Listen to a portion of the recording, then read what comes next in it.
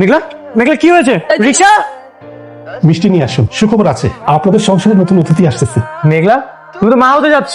সত্যি ডাক্তার? হ্যাঁ, আমি বাবা হতে যাচ্ছি। জি। আজকে আমি কত খুশি, আমি বলে বোঝাতে পারবো না। যান, বাড়ি যান, মিষ্টি বিলিয়ে আনন্দ ভাগাভাগি করুন। মেঘলা চলো। এই শান্তা, এই শান্তার মা, কি হয়েছে? এত রাগাটাই করতেছে কেন? এই ধরো মিষ্টি। কিসের মিষ্টি? আর তোমার মনে তো ফুর্তি কে? তুমি তো দাদু হইতে যেতেছো আর আমি দাদা, আমাকে অনেকে তো বাবু হইতে যেতেছে। আমি ঘরে গেলাম।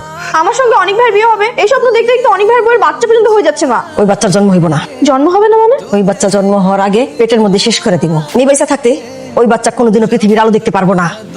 হ্যালো, বাবা অনেক শুনলাম বৌমানিকে মা হইতে চলতেছে। দোয়া করবেন আমাদের জন্য। অবশ্যই দোয়া করি বাবা। তুমি বৌমা এখানে আসবা? হ্যাঁ আসবা তো?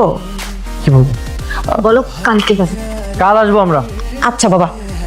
বৌমা তুমি আসছে আমি অনেক খুশি হয়েছি। ভাবি, আজকে কিন্তু দুপুরে আমাদের বাসায় তোমার থাকতে হবে।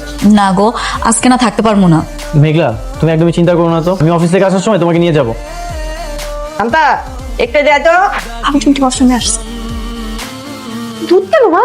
আস্তে দুধ না, বিষ, বাচ্চা নষ্ট হওয়ার বিষ।